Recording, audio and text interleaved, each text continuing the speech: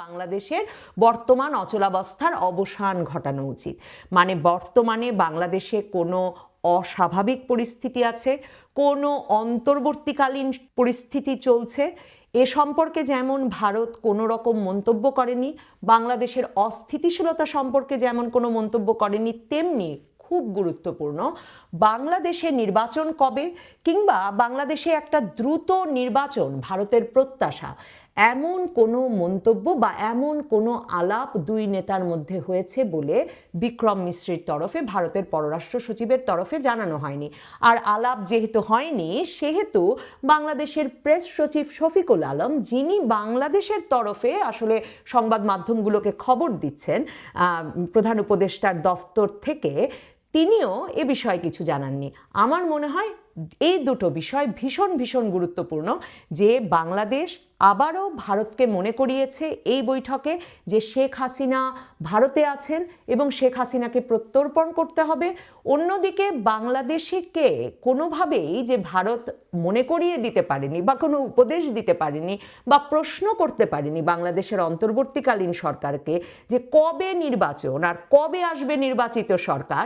সে বিষয় দুটো আমার কাছে খুব গুরুত্বপূর্ণ মনে হয়েছে। বাংলাদেশকে সম্ভবত নয়, আমি আসলে একরকম নিশ্চিত যে ঘটনার কারণেই আসলে মোদী সরকার শেষ পর্যন্ত ইউনূস সরকারের সঙ্গে বৈঠক করছেন, মোদী ইউনূস বৈঠক হতে পারছে,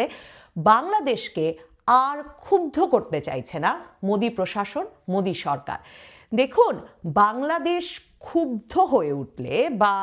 বাংলাদেশের এই বর্তমান অন্তর্বর্তীকালীন সরকারকে আরও দূরে ঠেলে দিলে কি হতে পারে, তার একটা উদাহরণ আসলে ডক্টর মোহাম্মদ ইউনূস সরকার সরাসরি ভারতের সামনে উপস্থাপন করেছেন তার চীন সফরের মধ্য দিয়ে। এর আগেও আমি এই বিষয়টা নিয়ে আলোচনা করেছি, আবারও আপনাদের মনে করাই,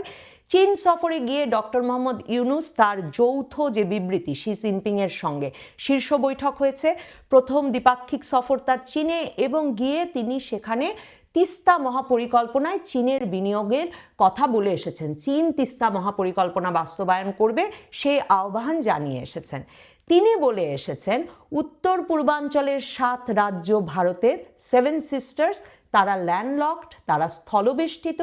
কাজেই তাদের সহ নেপাল ভুটানের সমুদ্রে যাওয়ার একমাত্র পথ বাংলাদেশ দিয়ে, বাংলাদেশি সমুদ্রের সেই অঞ্চলে একমাত্র অভিভাবক, এবং ওই অঞ্চলে তিনি চীনা বিনিয়োগকে উৎসাহিত করে এসেছেন, চীনকে বিনিয়োগ করতে আমন্ত্রণ জানিয়ে এসেছেন।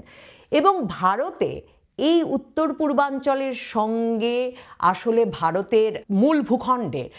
সংযোগকারী যে শিলিগুড়ি করিডর বা চিকেন নেক, তা নিয়ে ভারতের নিরাপত্তা ঝুঁকি, ভারতের নিরাপত্তা উদ্বেগ বরাবরের। এবং ওইদিকে নেপাল, মোদী সরকার নেপালের নতুন প্রধানমন্ত্রী কেপি ওলির সঙ্গেও গত কয়েক মাস ধরে, প্রায় বছরখানেক ধরে তিনি ভারত সফর করতে চাইছেন এবং মোদী প্রশাসন তাকে দূরে ঠেলছে। প্রধানমন্ত্রী মোদী এবং প্রধানমন্ত্রী ওলির কোনো বৈঠক অনুষ্ঠিত হতে পারেনি এবং প্রধানমন্ত্রী ওলি অর্থাৎ নেপালের প্রধানমন্ত্রী ক্রমাগত চীন ঘেঁষা হয়েছেন। এবং এখন যখন ডক্টর মোহাম্মদ ইউনূস আগস্ট মাসে ক্ষমতা গ্রহণের পর থেকে দেশি বিদেশি মিডিয়ায় বরাবর বলে এসেছেন যে তিনি একটা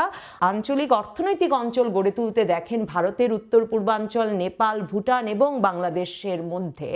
এবং সেই এলাকায় আসলে চীন সহ সকলের বিনিয়োগ করা উচিত, তখন ভারতের উদ্বেগ খুব স্বাভাবিক। এবং আমার মনে হয় যে তখন ভারতের পক্ষে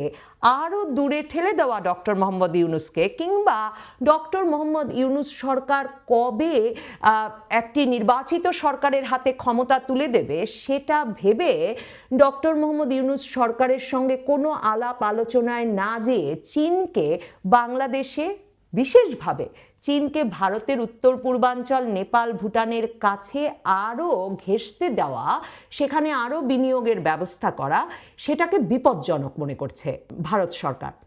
দেখুন, মোদী সরকার এর পাশাপাশি আরেকটি বিষয় রাজনৈতিকভাবে বিবেচনা করেছে বলে আমার মনে হয়, যে বিষয়টি আমার মনে হয় বাংলাদেশের ভেতরে বাইরেও সকলেই আমরা টের পাচ্ছি। সেটি হচ্ছে যে ডক্টর মোহাম্মদ ইউনূস আসলে গত কয়েক মাসের মধ্যে তার সরকারের মাধ্যমে এই ভীষণ একটা রাজনৈতিক প্রতিহিংসাময় পরিস্থিতি, মববাজির পরিস্থিতি, আইন শৃঙ্খলা পরিস্থিতি প্রায় ভেঙে পড়ছিল, এমন একটা অবস্থা থেকে তিনি আসলে বাংলাদেশে তার শাসন ব্যবস্থাকে, তার সরকারকে একটা স্থিতিশীল জায়গায় নিয়ে গেছেন, যেখানে এমন আওয়াজ, এমন সম্ভাবনা ক্রমাগত একটা দৃঢ় জায়গায় যাচ্ছে যে ডক্টর ইউনূস সরকার বোধহয় বারবার দরকার। তার মানে ডক্টর ইউনূস সরকার কবে নির্বাচন দেবেন তা বিষয়ে কিন্তু ধোঁয়াশা কাটেনি। তিনি বলেছেন তিনি ডিসেম্বরেও নির্বাচন দিতে পারেন, আগামী জুনেও নির্বাচন দিতে পারেন। মোদী সরকারকে মনে রাখতে হচ্ছে যে 2026-এ খুব গুরুত্বপূর্ণ নির্বাচন তার আছে, পশ্চিমবঙ্গ রাজ্যের নির্বাচন, যেই নির্বাচনটিতে এখন পর্যন্ত বিজেপি জয়লাভ করতে পারেনি। মোদী সরকারকে মনে রাখতে হচ্ছে যে 2026-এর জুনে আসলে বর্ষাকাল, নির্বাচন যদি এবছর না হয় তাহলে আরও আসলে 1 বছরেরও বেশি সময়কাল অন্তত বাংলাদেশে ডক্টর মোহাম্মদ ইউনূস সরকার ক্ষমতায় আছে। ভারত সরকারের পক্ষে